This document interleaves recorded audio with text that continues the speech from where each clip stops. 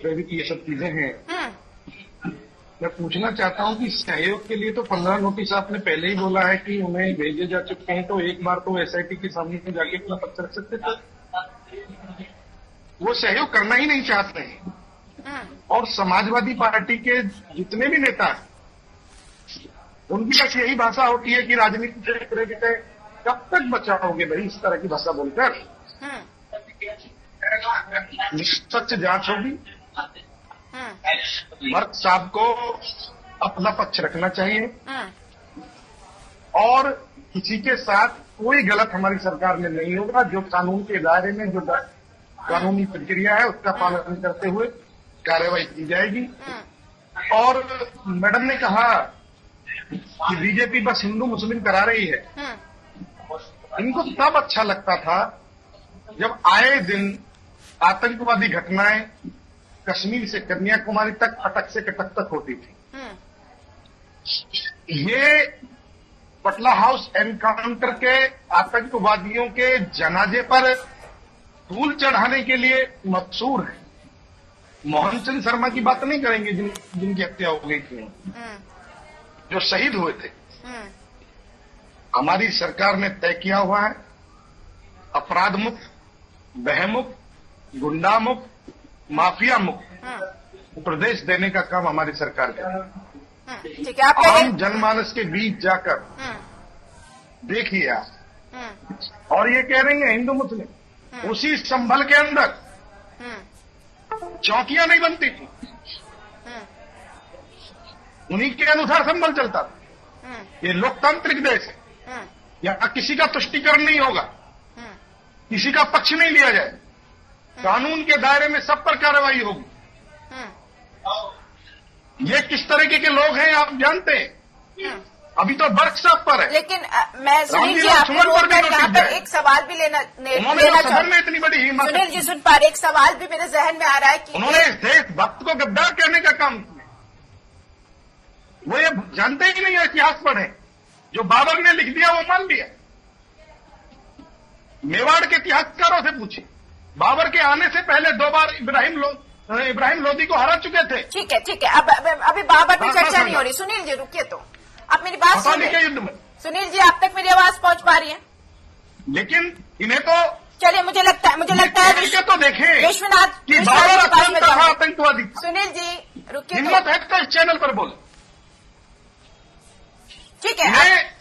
और मैं कह दूं, न्याय होगा, वर्कशॉप पकड़े जाए या विकास दुबे मारे जाए, हिंदू मुस्लिम का विषय नहीं। विकास दुबे तो हिंदू था और हिंदू में भी ब्राह्मण था। लोग कहते हैं उत्तर प्रदेश की सियासत को ब्राह्मण चला, लेकिन हम किसी अपराधी के साथ खड़े नहीं हैं। ठीक है, अपराधी कोई भी होगा उसे बख्शा नहीं जाएगा हमारी सरकार।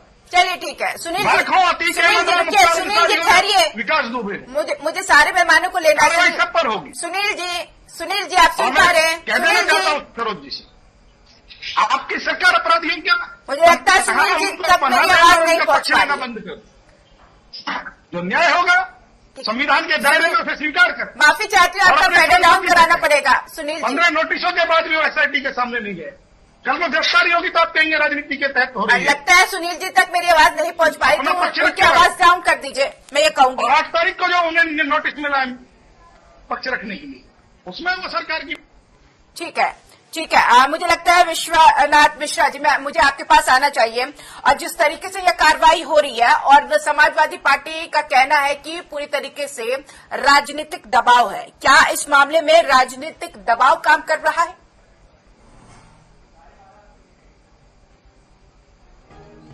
विश्वनाथ जी सुन पा रहे? विश्वनाथ जी अनम्यूट करिए, उन तक आवाज ही नहीं पहुंच पा रही है। खैर, मैं सरोज जी में आपके पास आऊंगी।